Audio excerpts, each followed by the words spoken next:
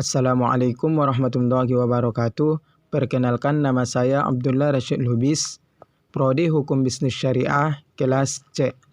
Kali ini saya akan menjelaskan tentang hadis ditinjau dari segi kuantitas dan kualitasnya.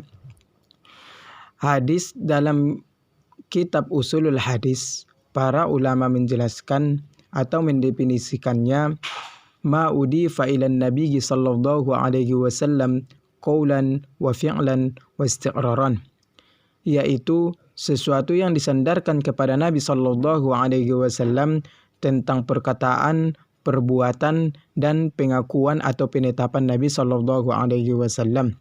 Pembahagian hadis diperlukan dalam upaya untuk mengklasifikasikan hadis. Dari sisi kuantitas, pembahagian hadis bertujuan untuk mengetahui jumlah rawi pada tiap tingkatan, sehingga muncul klasifikasi hadis mutawatir dan hadis ahad. Sedangkan dari sisi kualitas, bertujuan untuk mengetahui kontetika hadis dilihat dari sahih, hasan, dhaif, dan sebagainya. A. Pembahagian hadis dan segi kuantitasnya. Maksud tinjauan hadis dari segi kuantitasnya adalah kuantitas atau jumlah perawi yang ada dalam periwayatan sebuah hadis. Ditinjau dari segi sedikit atau banyaknya rawi yang menjadi sumber berita. Hadis tersebut terbagi menjadi dua macam, yaitu hadis mutawatir dan hadis ahad. 1. Hadis mutawatir. A. Pengertian hadis mutawatir. Setiap hadis pasti mempunyai rawi yang banyak dari berbagai tingkatan.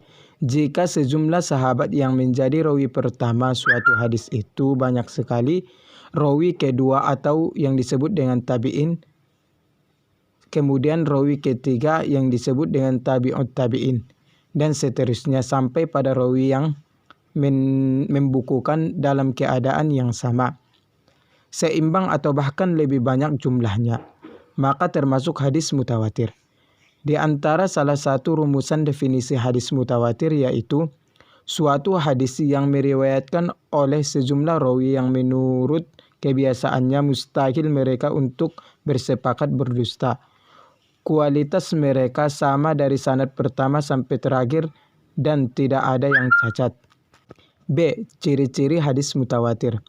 Setelah Anda mengkaji pengertian hadis mutawatir di atas, maka akan menemukan ciri-cirinya, yaitu 1. Jumlah perawinya banyak yang tidak mungkin berdusta.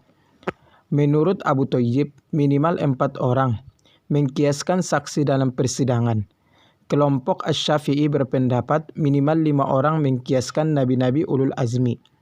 Sebagian ulama lain menentukan minimal 20 orang berdasarkan Quran Surah Al-Anfal ayat 65 yang menjelaskan tentang 20 orang yang tahan uji sehingga dapat mengalahkan 200 orang kafir.